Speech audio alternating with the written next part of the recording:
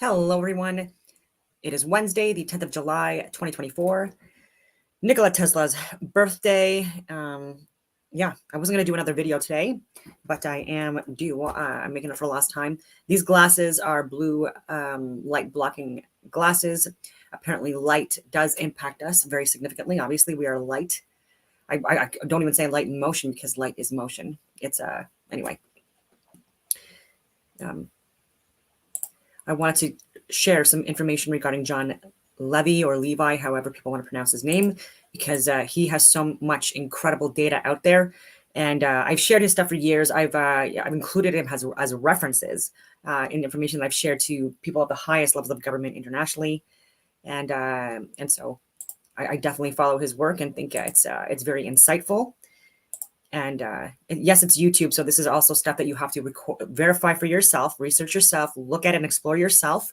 But this is a really good start state if you want to look into advanced civilizations and proof thereof. Obviously, that we were not, we didn't evolve from algae, nor were we primitive. I mean, we've been primitive and more advanced during various cycles of life. But I digress. Here we go. Proof on record. John Levy or Levi. I love his logo or his symbol as well. And he's been a truth exposer now for a number of years as well. And this looks very similar to the tattoo I got in 2016, which also says, "Not all those who wander are lost." And my compass, there's a lot of symbology in it, and the shape and the amount of points, etc. Anyway, here we go, John Levy. I would love to be on his show and discuss things with him. Getting a Canadian. I think the world puts a lot of pressure on you. Like, things are so serious. Like, it's all up to you. The chickens remind me of this. And I think life is just like eating the chickens. It doesn't have to be great. You just do it. They don't care. They don't think this was a good or a bad meal, or a good or bad life. I think animals get it because they lack the ability to think deeply. So they just accept and enjoy life. There's no big mystery. We as humans have the ability to ponder the great unknown, and it plagues us. People have done this throughout history. Great A little minds spotty. I'm sorry for that. and philosophers trying to make sense of it all. And in the end, I think both succeeding and failing. I think letting go is more important than attaining, not knowing, more realistic than knowing, surrender over fighting, and pretty much everything is the opposite. Can we be more like the animals, immersed in the wonderment of the moment? I think the quest for knowledge can either drive one crazy or bring one peace. It is said the truth shall set you free, and I think it will. But the truth can also burden you if you feel you need to make somebody else see the truth, for example. It didn't say the truth shall set your neighbor free. Today I just want to make a video as a person that realizes he knows very little. And it is the quest for knowledge and researching more than most will in a lifetime that has brought me to this conclusion that I don't know. While most people will do very little research and insist that they know they are on the right path, and I wouldn't want to take that away from anybody. I too once felt that way. So ultimately, this is a video on nothing, just sharing my time, my thoughts, and energy. Sometimes I have a bunch of stuff in front of me, and it's really heavy. I don't know if I'll be able to convey everything I'm thinking. But today I have nothing, a blank slate. Of course, I'm going to use this computer to record my voice and some images. We'll start out with this image, and we'll play a little game. Where are we? I thank you for being here this week. I hope you're all doing well. I love you all. God bless, and welcome.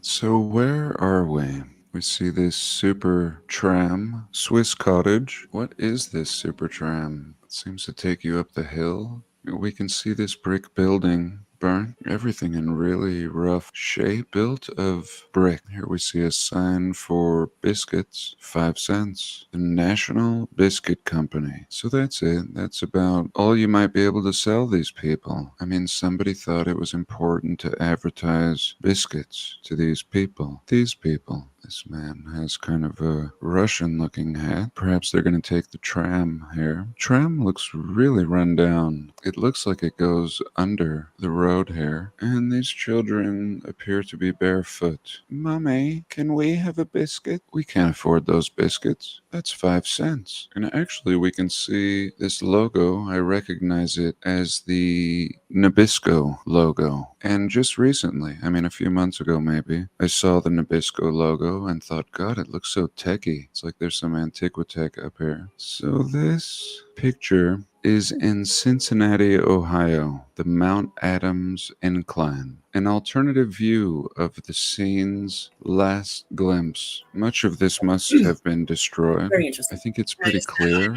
at this point. I feel like it became pretty clear years ago. And then we in this community just kept refining our presentations, showing more and more examples. And even in my last book with David, really taking it to the next level. Something that took months, something I could never do in a weekly video. And we really broke everything down from a realistic perspective. Now, we use San Francisco often as an example, but it applies to every building in the world. People with horse and wagon are supposed to build buildings like this. Doors 5 times their height, and the building's hundreds of feet tall. And even in a photo like this, doesn't even seem like they're using the building. $2,000 for these people. Seems like they just meet outside. They might not have figured out how to open this door yet. And we can see up here it says, Au grand homme, to the large humans, or to large man. So here we go. Are these large men? No, very small. Small men in an early time period in front of this massive building. Why? Because something happened. Something happened in between the completion of this building and the arrival of these people. And that's what we call the reset. And it's very clear. It should be clear. But some people will tell you, oh, no, this is totally normal, totally understandable. And so there's nothing left to say, people like that. As pointless as trying to philosophize with my chickens. That's why I like meltology. In this field of research, it's the newest case. I feel like when it comes to this type of research, the old world, the last reset, I and others have presented a lifetime of research to investigate. I think this research will only grow, and I think the main points have been laid out over and over. I feel pleased is what I'm saying, not just with my own discoveries and presentations of it, but others as well. And that's why I started writing books with David. I wanted to get something in print form, and many others have put books out there, and I think it's very important for future researchers. This will give them a nice jump start, and I think in good time, every truth comes to the surface. What amazes me throughout this research is how we discovered another reset, even further back than these old buildings that we sometimes call Tartarian, as a slang term to encompass the bulk of this research. And another slang term is meltology. I don't know if it's ever been defined, but I'm glad we have a word for it. If I was to try to define it, it would be something like the study of buildings returning to nature, or what people think is nature. And more importantly,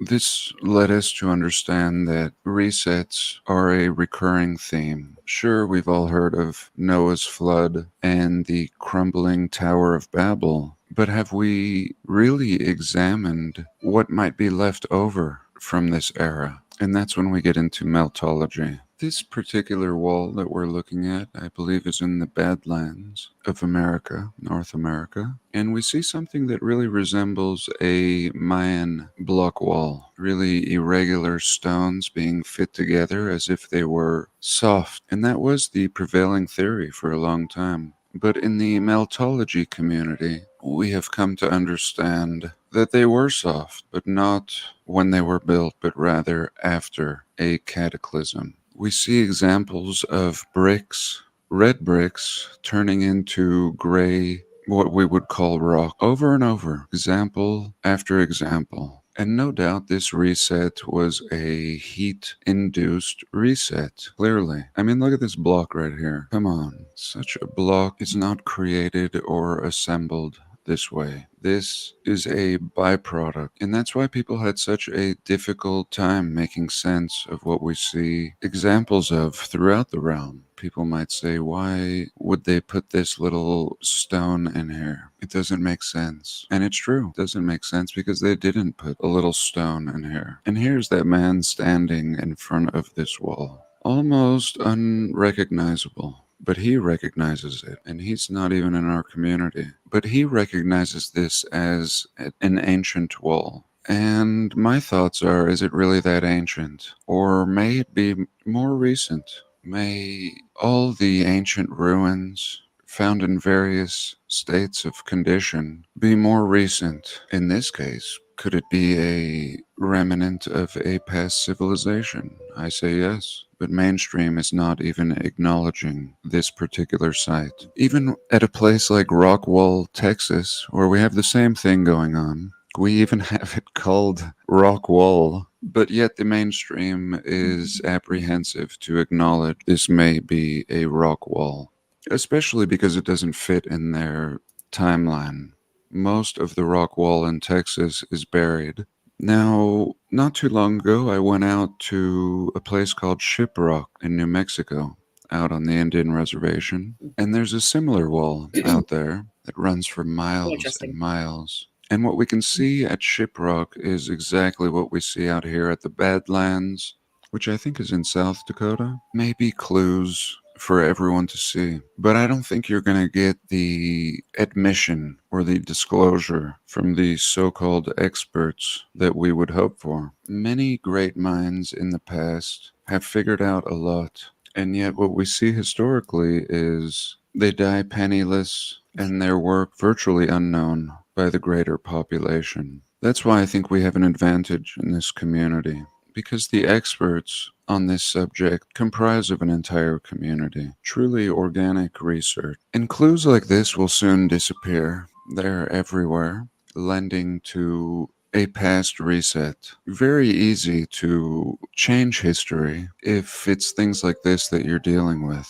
And sometimes they'll just chisel such signage off and replace it with something else. Or sometimes they'll add a 1 in front of such a date if they want to leave it. But this one picture says so much. And I'm really into the pictures that say a lot. I think people should really consider this idea and this picture, what it says. It says that this beautiful building that nobody builds like today. I mean, I would love my house to be built by this builder. I wish I was the builder. Build myself one. Looks like a lot of concrete, a lot of molds, a lot of steel in there. Unbelievable. This building is established in 888. Next, this building is a grocery store. Groceries. And this building, finally, is made of materials that today would cost too much. No grocery store would be built like this. And no grocery store, according to our new history that we were taught in school, would be built like this in 888. Even if we were to do them a favor and add the little 1, still doesn't make any sense. 1888, and yet that is what they tried to sell us. We would be shown a building like this and told it was the old grocery store in 1888, and that is what we're seeing. That is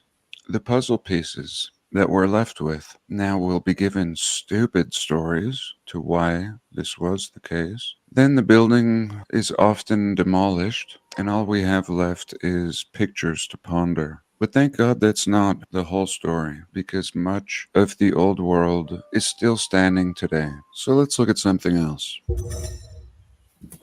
Okay, this was something that was sent to me by a channel called Streets of Tartaria. And it's really good because when we first started this research, people used to say, "Where's the proof for this research? Surely my grandmother's diary should have said something." And I think when you're just born into something, it's just normal, no matter what it is. What will make it seem unusual is perhaps the interaction that your family may have with the surrounding world, or perhaps your own feelings. As I said when I was a child, growing up in Atlantic City, I got a weird feeling from what I now recognize was the old world. But here we see a quote from a journal 5 years after the Mormons entered the Salt Lake Valley in 1852. The quote was discovered in the Journal of Discourses, a discourse by President Heber Kimball, delivered in the Tabernacle in Salt Lake City, October 7th, 1852, at the General Conference. Now, the Mormons just arrived to Utah in 1852, so already the fact that they have a tabernacle, or the tabernacle, built is pretty ridiculous. And that is the case when you see the old photos. The tabernacle is just built. And in fact, I found a really interesting picture of the tabernacle. And here it is. It's a screenshot I took on my phone. But let me show you, let me flash some before and after pictures. And you can absolutely see that the thing is the top of a building in absolute ruins. It looks like people have built cheap railing around it, shanty style. But yet the tabernacle is there, and looking way different than it does in the earliest Mormon photos. Let me know if you've ever seen this photo before. Sorry, I can't center it. It's being stupid. But whatever, I'm glad it made its way into the video, proving that the temple and the tabernacle go down way further. But back to this quote 3 days. in the Journal of Discourses in 1852 in that tabernacle. So we have a lot of sources here. I mean, that's what people want. We have this being delivered by the president, Heber Kimball, president of the church, and it's also reported by this G.D. Watt. And here's what it says. Sorry that took me so long. In the city of Manti, half of the houses are vacant. Okay. So this is 1852. Let me flash a picture of the Manti Temple. I showed it in my last video, or the one before that. The Manti Temple. I brought up Manti because it's in the middle of nowhere. I was showing a picture of the Ogden Survey and stressing how Utah has towns in the middle of the mountains in this early time period. One of them is called Manti, and here's the quote. In the city of Manti, half of the houses are vacant. There are houses enough empty there to accommodate 50 or 100 families. Okay, let me stop. This is it. This is what people have been asking us for years. Like I started out the video with, there is so much proof, but not many, but few were unsatisfied and said, we need records. One of them being Quantum of Consciousness. Today, I think he believes in this, but back when he used to talk about his family journals being absent of such talk. And the Mormons are meticulous record keepers, records that would help prove this theory, being that we are a people occupying the homes of a past civilization. And here we go. In the city of Manti, there are houses enough empty there to accommodate 50 or 100 families. In Iron County, also there are similar advantages. What are they saying here? They're basically saying that there's empty houses in Manti, enough to house 50 or 100 families. They're also saying in Iron County and neighboring towns, there are similar situations, hundreds of empty houses. This, again, let me remind you, is in 1852.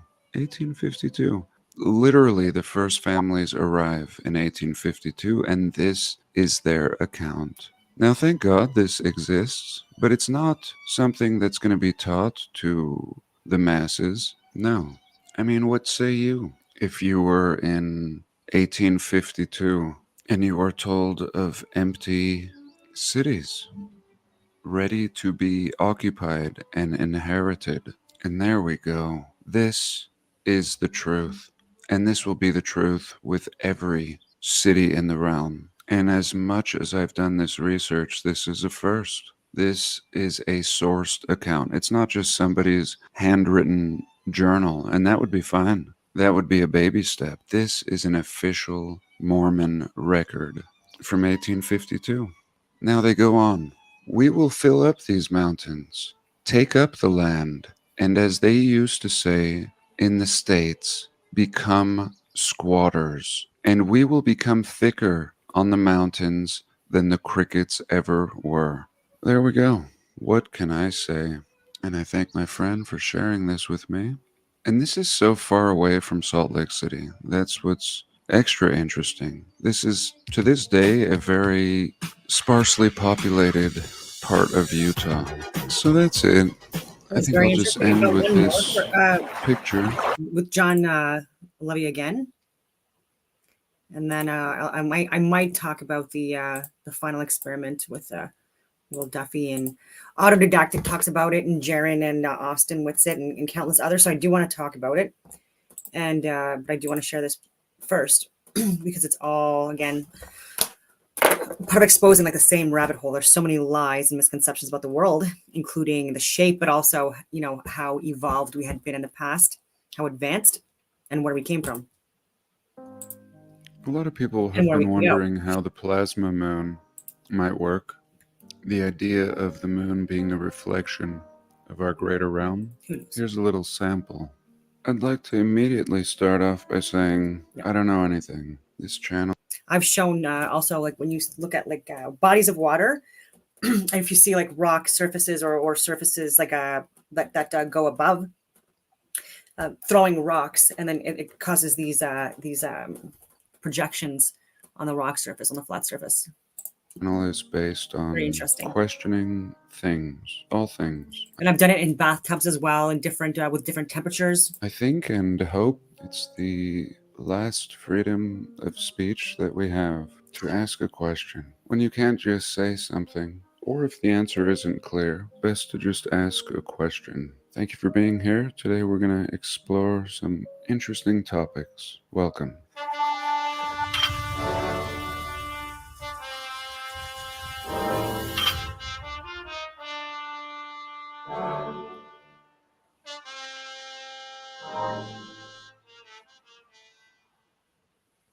I feel like the world loves and hates the artists. Like, in the end, we appreciate the fruit of the artist, but maybe we also think the artist is a selfish, self-absorbed prick. And that might be me, but really I'm just a hermit. If there was a coffee shop, I would go and I would chat with people, probably about this research. This would be a nice coffee shop. Some seating under here. Have a cappuccino and a smoke. Imagine how nice it might have been here in its prime, bustling. But in these old photos, in the earliest photos, we don't see anyone. Really a pathetic scene. No restaurants, bunch of shit in the street. But today I want to have a little look at the Erie Canal. Today's video will get heavier as it moves forward, but I thought we would start lightly. I love a canal. I grew up with the canal as my backyard. The canal is like a river, but man-made. My canal clearly was. It had concrete banks, but that was in Arizona. Here we are in upstate New York. The Erie Canal runs east and west between the Hudson River and Lake Erie. Completed in 1825. That's it. It was first proposed in 1780. Let me just flash the men in tights up here real quick, just to give you an idea of the greatest fashion in 1780. Tights, wigs, wooden teeth. But nevertheless, conducting a formal survey didn't happen until 1808.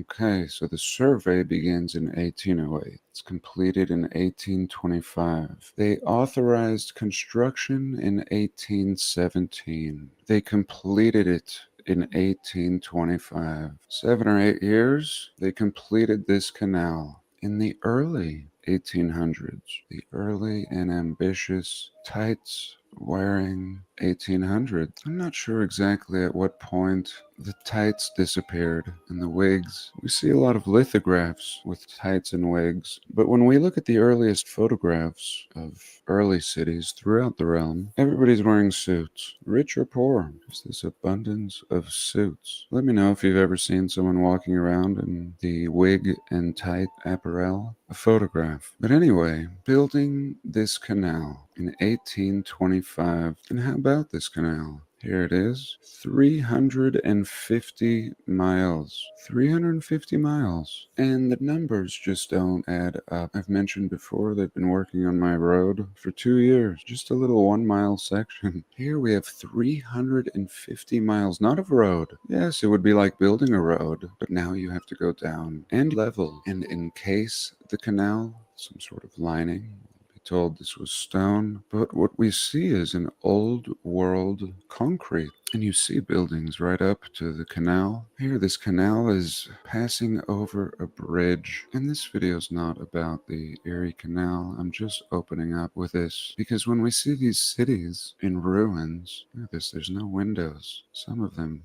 This one's been busted down here in the corner. But even before getting into these buildings, I simply wanted to discuss the canal itself. Before, according to our historical narrative, they built a building, they built a canal. And by the time we come around, it's all in ruins. But here's the canal. Look at these rounded stones down here. Rounded blockage. 350 miles through forests, through mountains. We're told before dynamite was even invented. And this is the beginning and should be one of the first red flags. And as far as I'm concerned, nothing that they say matters. Everything else will just be a distraction. Here we see Governor DeWitt Clinton, champion of the canal. There we go. Maybe related to Bill. I did not have relations with that canal.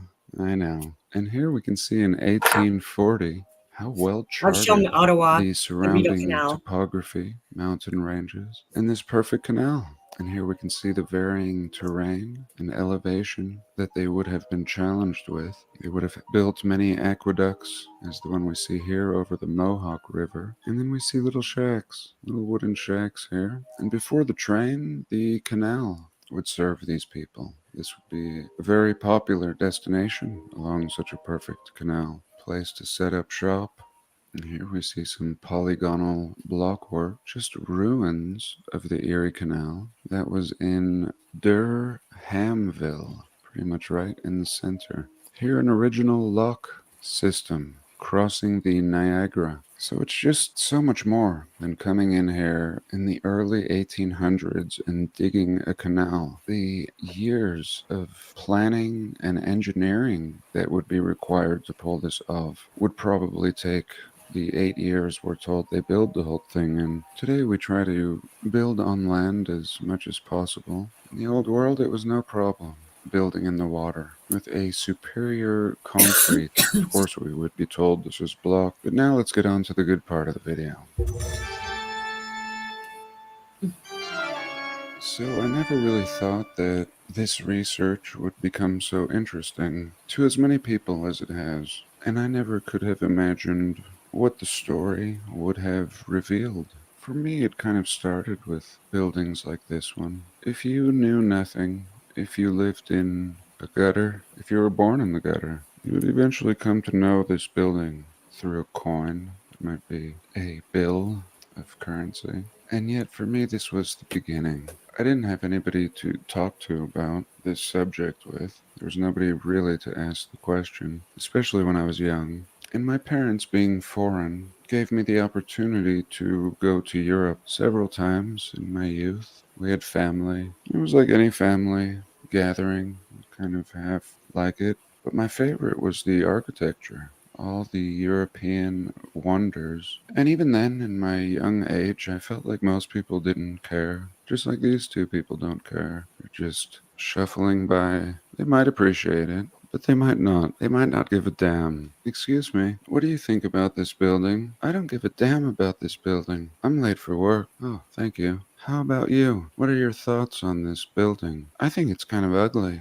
They should tear it down. Oh, I appreciate it. And many were torn down. Thousands all throughout the realm, looking just like this, or having this style. A big dome, ornamental from top to bottom, no detail spared. And yet this is the oldest, not just in America, but in all parts of the realm. When we look at images from the 1800s, when things we are told are at their infancy, we see capitol buildings and town halls, city halls, brick and stone, oftentimes complex looking technologies and power lines, coupled with a people that seem to have nothing to do with the old infrastructure that they're surrounded by. And the infrastructure is in ruins. Oftentimes, at the very beginning, it's in ruins. And that brings us to the beginning. And the beginning in this field of research is not like 10,000 years ago, or even 5,000 years ago. That's all very interesting.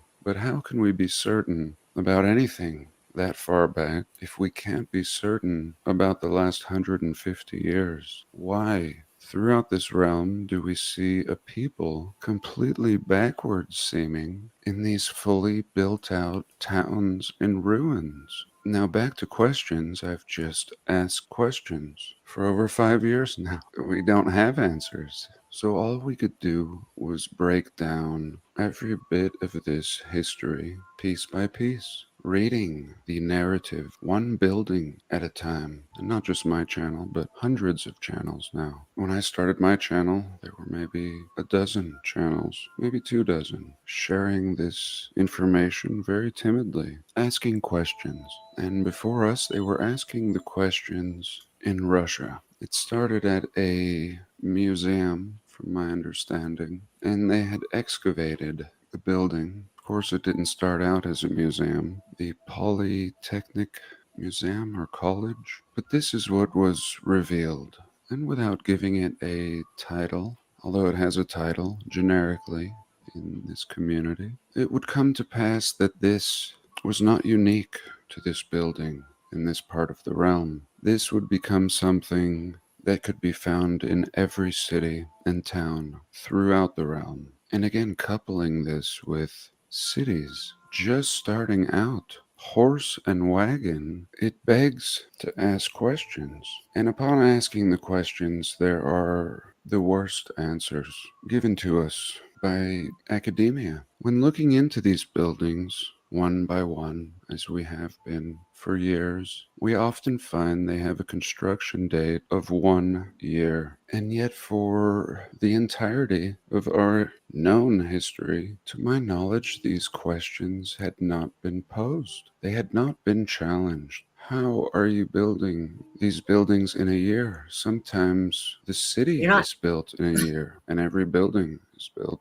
in an equally short amount of time, as we see in San Francisco. But going back to this phenomenon, we add another layer to this story, and one that is not answered by anyone. The majority of buildings are buried, and not properly buried.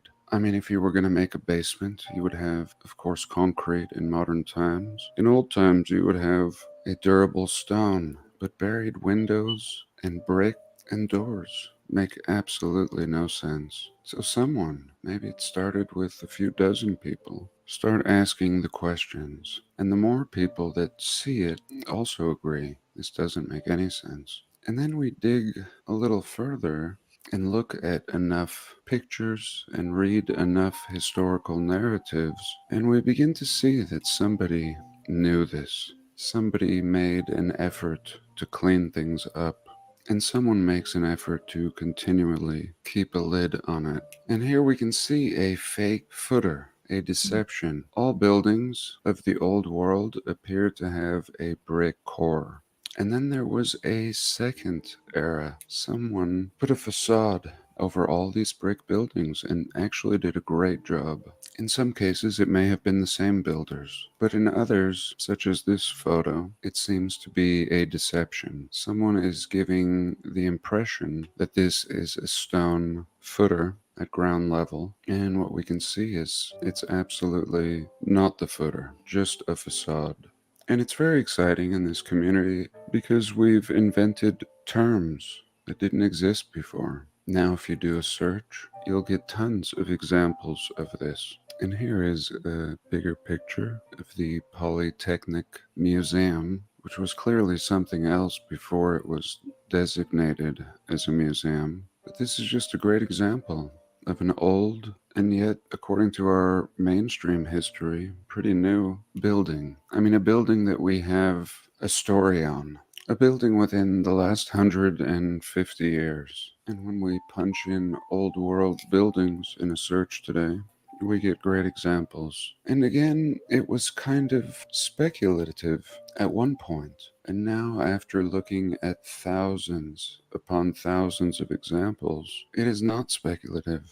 These wonders could not logistically be produced in the 1800s. Not one building, not entire cities packed with these. And as soon as heavy equipment is either reverse engineered or invented, they begin tearing these down. A great example is one of the city halls in Chicago. And we're told in the narrative they wanted to tear it down, but tearing it down would bankrupt the city. So they left it standing a while. And that brings us to a topic we call the reset. Even before old Klausy started throwing that word around, we were using it in this community to explain the evidence of this cataclysm. One of my earliest videos was on this building. They built it in a short time and tore it down in like 10 years. The Gillander building. And to this day, this is the best part of any city, the old world. If you look at any travel guide, they're going to showcase these buildings.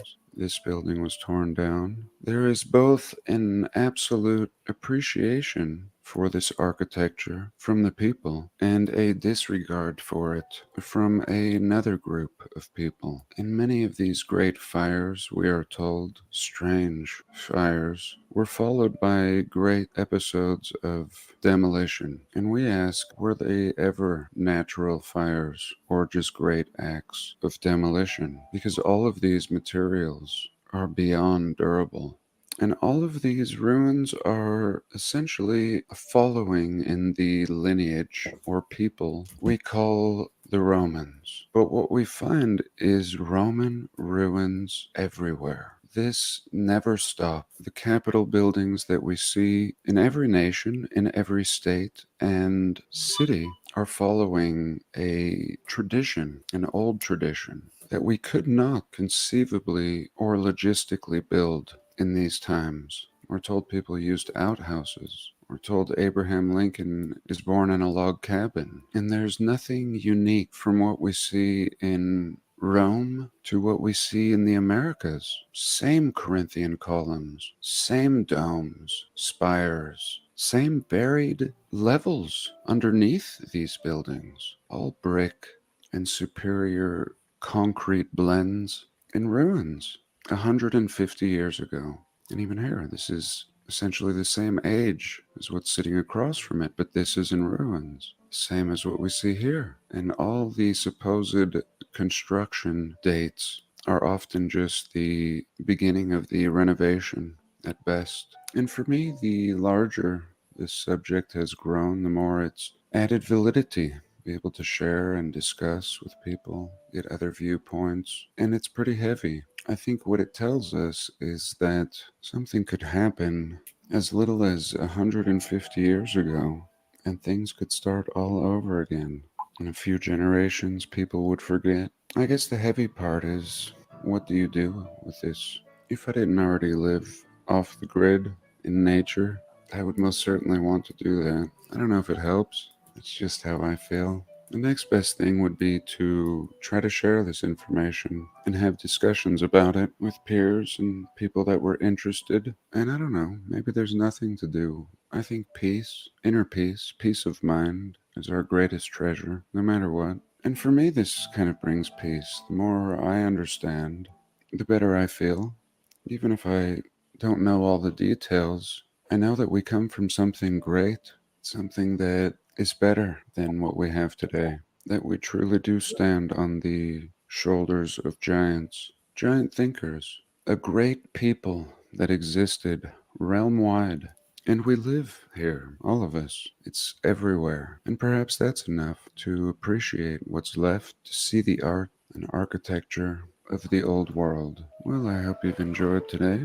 I thank you for being here. I love you all. God bless, Amazing. and I'll see you next week. Okay, so I wanted to finish the whole thing with you.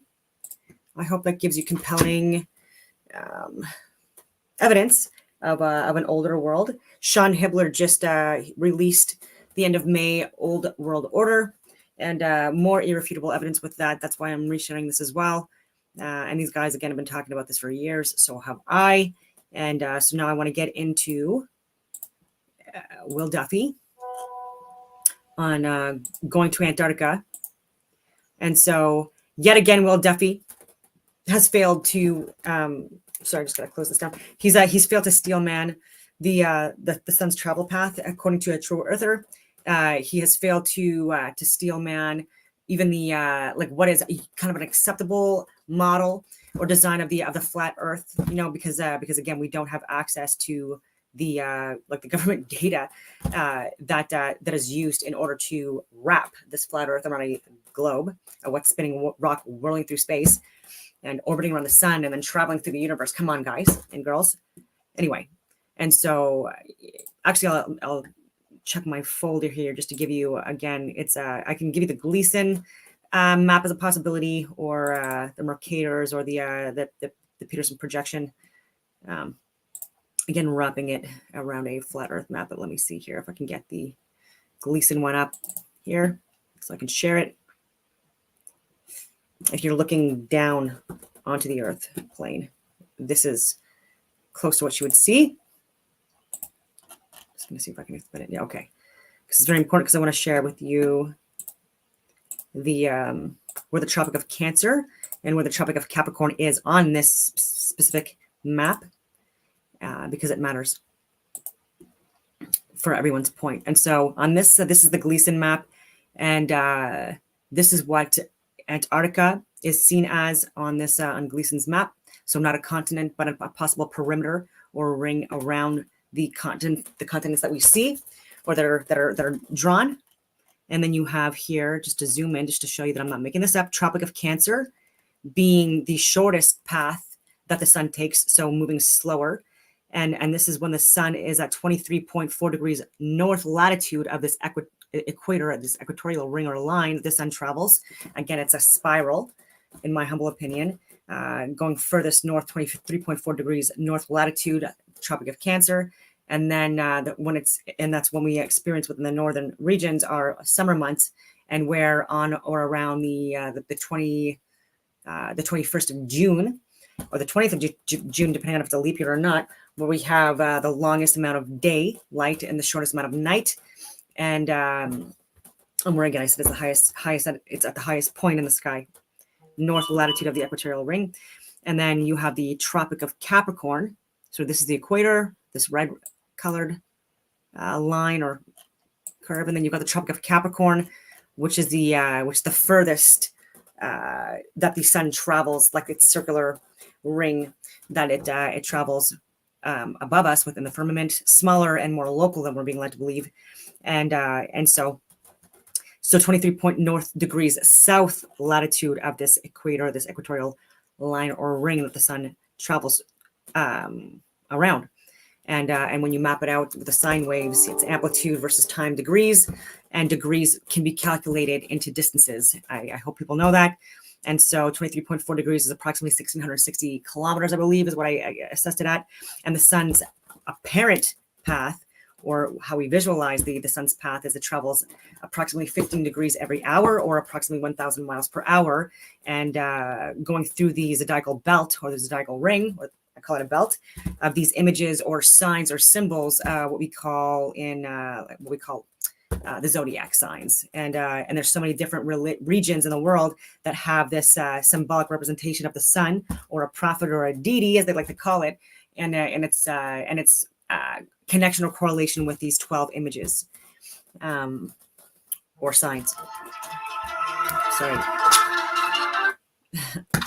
And so when we discuss Antarctica, there are people that believe that it's its own continent, and like I just mentioned, and gosh, I just got distracted with that. Sorry, where was I going with this?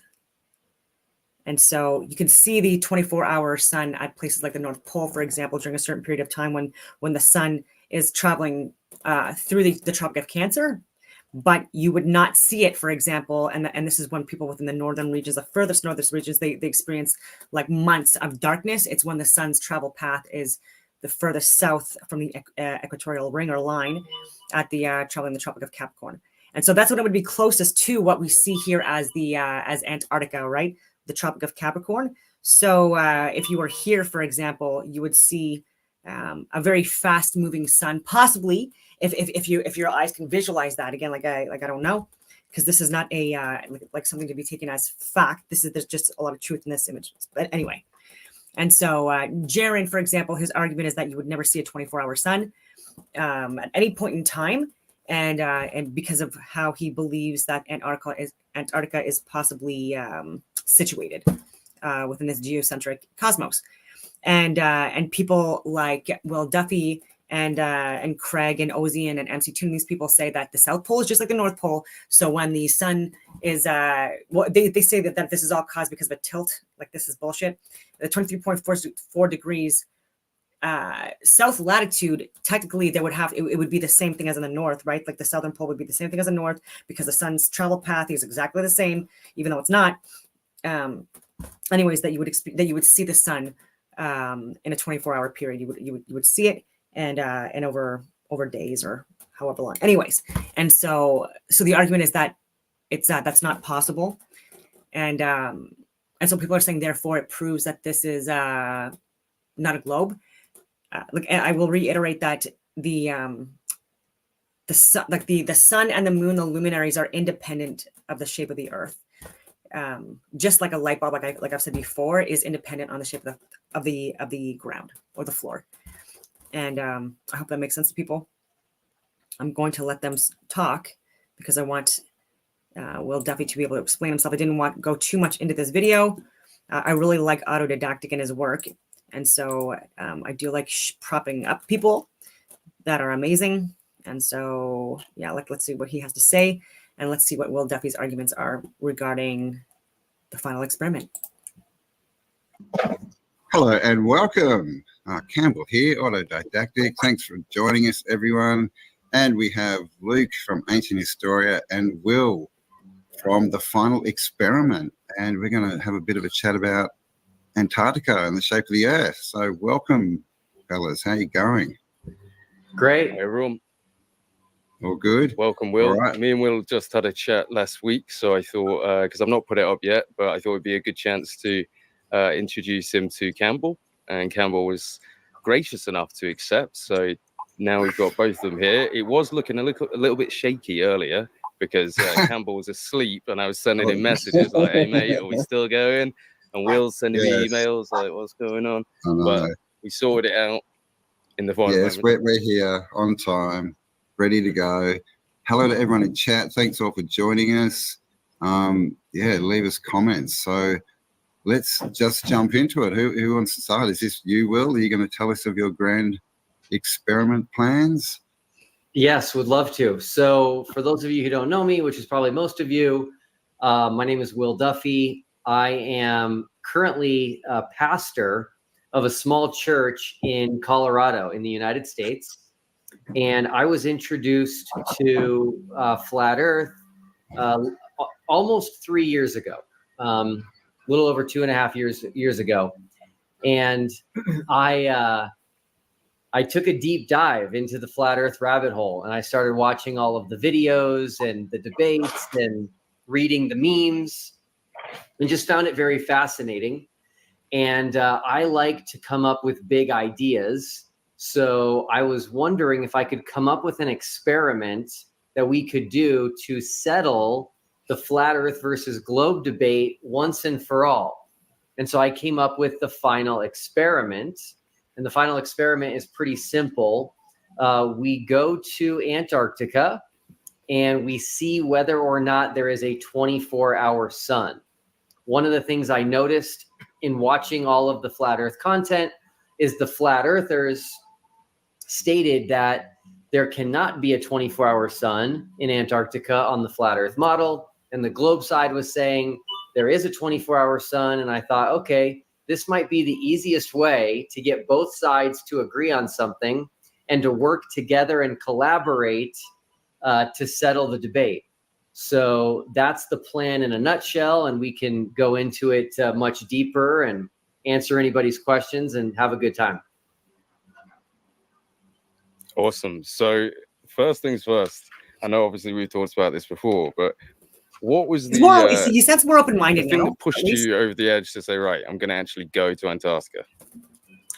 Yeah. So, I was looking for something that, because again, lots of experiments happen. The globe side does experiments. The flat earthers don't accept it. Flat earthers do experiments. The globe side doesn't accept it. Yep. And so I was looking for something where both sides are like, yeah, we agree that this is definitive. But then it was also because it was possible, right? So for example, going to space is not really possible. On the flat earth side, it's not possible because space isn't real. And on the globe side, it's not possible because you'd need millions or billions of dollars to do that. And so just the fact that we could take a plane to Antarctica made it possible. And within reason financially, as I will be paying for a flat earther and a globe earther to go, I'll be covering all of those costs. Campbell, you're muted. Sorry, there was a bit of noise in the Good stuff. background. Wow, cool. So, I guess most of the people watching will understand, but with the flat Earth model, the sun goes from the tropics across the equator, like from the Cancer to the equator to Capricorn. And so that means that you can get a 24-hour sun at the North Pole, but at the south end, because it's doing its biggest lap, at 24-hour sun's basically impossible. So I guess that's the basis of your experiment. So this hasn't been done before. I think I've seen a couple of videos, but they're just sort of showing, because there's cameras, isn't there, down in Antarctica? Yeah, so that's part of the controversy here, is that there are videos, supposed videos of a 24-hour sun in Antarctica, but the flat Earth side has carefully looked at those and found edits and evidence of doctoring. And then there's other like surveillance type footage in Antarctica, which is missing many hours a day when you follow the shadows. And so again, that just makes this all the more exciting. You've got the globe side thinks they have evidence that there's a 24-hour sun. You got the flat Earth side pointing out issues with the videos, missing hours. And so it's like, okay, let's just go look for ourselves. Let's go figure this out. And so you basically just need to, make a 24-hour recording with the timestamp, and that's the proof, yeah? Yeah, well, it's gonna be easier. We're definitely gonna do recordings, but it's gonna be easier because here's why. When we land, the sun will probably be in the sky, and then we're just gonna sit there and see what happens. So on the flat Earth model, the sun should set, meaning it won't be visible in the sky. In the globe model, it should do circles all around us 24 hours a day. And so it's gonna be very simple. It'll actually be easier on the flat Earth side. As soon as that sun is not visible anymore, then the experiment's over. They'll take Work is blowing up right now. Sorry, like I'm on Signal and Telegram. I know this is rude. Like I am listening to this as well. If you see them a little distracted, I did ask. This is an update with Helen Bruce. This is completely unrelated to this, but I did want to say this earlier, anyways. And so she, Ottawa Police Services, over 22 years. She was suspended during the Freedom Convoy because she was peacefully calling out the crisis actors, the plants. She was calling out the vaccine adverse events, especially within children under the ages of 5. All of this stuff, it was medical, scientific, and government data and an expert analysis and investigative work that was done. And I've worked with her on high-level contracts, like I've said before, and an incredible human being, whether it be male or female, and someone that was, again, had the courage to try to speak up and out about what was going on regarding the mandates and the forced inoculations and all this stuff. And so anyways, I had followed up with her and I had just asked her like when her next court days are, because she's over $100,000 in debt fighting this in the courts. Chris Renwick is making a circus of this. And not well respected in his community, even in his post service. That's a fact. I've already talked about that, where there's even where he had issues where on the job, so this is service related incident where his firearm was taken from him and his hands smashed in a door and completely humiliated, all these things. And so again, I call out people that deserve to be called out. He has not allowed her to have expert witnesses or even references speak on her behalf. Then he's not allowing her to have access to her notebook. These are all things that where I even teach on like for security professionals and above on report writing and note taking, and then the laws and the legalities, all that stuff that go along with it. And I'm also a use of force instructor, and you also need to know the law and the Canadian Charter of Rights and Freedoms and trespassing laws by province and territory. Anyways, I digress. And she's having to fund this by herself, over $100,000 in debt. And even the prosecutor, there has been unethical behavior, tampering with evidence, having witnesses where they're allowed to have witnesses where, get this, it's the family members of the people that are trying to prosecute her. And so this whole thing, and then also trying to make it where they're not making the correlation between infants dying with the connection to the vaccine, this COVID specific vaccine I'm talking about. And so I'm just